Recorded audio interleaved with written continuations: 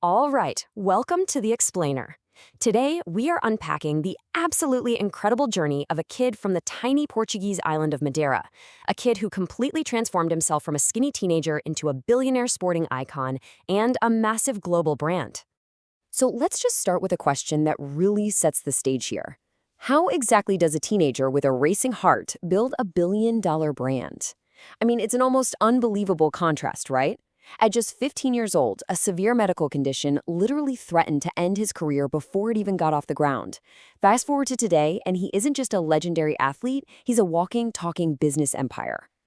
And honestly, this quote from the source material hits the nail right on the head.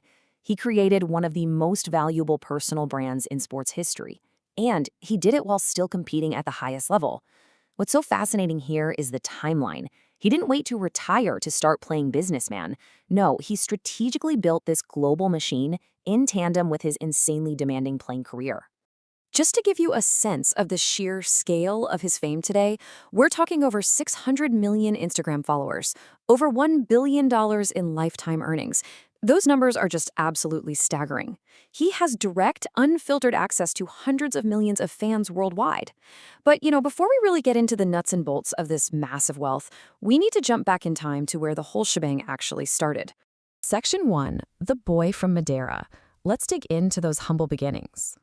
When you trace his early years, the speed of his rise is just wild. In 1997, at just 12 years old, his raw talent landed him a spot at the Sporting CP Academy in Lisbon. By 1999, he was all in, leaving school entirely to focus purely on football. But then, and this is the shocker, in the year 2000, he's diagnosed with a racing heart. He actually required surgery to cauterize multiple cardiac pathways. Just think about that for a second. That medical condition could have ended a phenomenal career right then and there. Yet, his unyielding drive meant he recovered in mere days. And by 2002, he was promoted to Sporting's first team. He was only 16. Which brings us to October 3, 2002, Sporting CP versus Moreirense at the Estadio José Alvalade. It was the 17-year-old debut that sparked an absolute firestorm. Now, he didn't actually score in this professional debut, but man, the electricity in that stadium was undeniable. The sources vividly describe his maddening dribbling, this raw, explosive pace, and an audacity that completely bamboozled seasoned defenders. The entire footballing world was officially put on notice. Section 2, European Clubs, Conquering the Big Leagues. Now, his trajectory through Europe is an absolute masterclass in leveling up your personal value. In 2003, he secures a £12.25 million transfer to Manchester United, making him the most expensive teenager in English football history at the time. Then, in 2009, he makes a record-shattering £80 million move to his boyhood dream club, Real Madrid. And you'd think his value might drop as he aged, right? No way. In 2018, he moved to Juventus for €100 million. With every single step, he was proving his immense worth across England, Spain, and Italy. And he absolutely delivered on those massive price tags. I mean, 5 Ballon d'Or awards, 5 Champions League titles, 7 league championships across 3 different countries. He became Real Madrid's all-time top scorer and the Champions League's all-time top scorer. This relentless work ethic and sustained excellence on the pitch provided the ultimate, unbreakable credibility for the brand he was quietly building off of it. Section 3, Record Breaker, Taking it to the international stage. Take a second to really absorb this number. 146. As of July 2026, this is his total number of international goals for Portugal. That monumental figure makes him the highest overall men's international goal scorer in the entire history of the sport. And these weren't just padded stats in friendly matches either. He brought a consistent lethality to every major stage. We're talking 14 goals in the UEFA European Championship, 11 in the FIFA World Cup, 15 in the UEFA Nations League, and 2 in the Confederations Cup. He has stepped onto the pitch and scored in an unprecedented 15 major international tournaments. Oh, and here's another staggering stat for you. 10. That is 10 completely separate international hat tricks. Just think about how hard it is to score 3 goals in a single professional game, let alone doing it 10 times against international squads.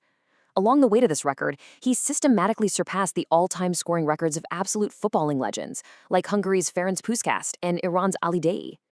Section 4, the CR7 Global Empire. This is where the business powerhouse really comes to life.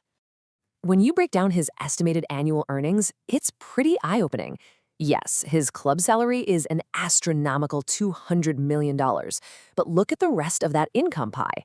Endorsements bring in $60 million, his proprietary CR7 products make $50 million, social media generates $30 million, and his hotels pull in another $10 million. If you do the math, his non-football income alone generates a staggering 9 figures annually. So how exactly did he pull this off? Well, there's a really striking contrast here. Traditional athletes generally endorse other companies' products, and in doing so, they essentially give up their image licensing rights. The Ronaldo strategy, though, completely different. He maintained strict ownership of his image rights and created his own proprietary CR7 products. Keeping control of his brand from day one was easily the smartest business move of his entire career. And because he owned those rights, the CR7 brand extends way beyond just soccer cleats and sports equipment. It evolved into an everyday lifestyle and luxury brand. We're talking CR7 footwear, apparel, fragrances, underwear. He even partnered to launch Pastana CR7 hotels with luxury locations in Funchal, Lisbon, Madrid, and New York City.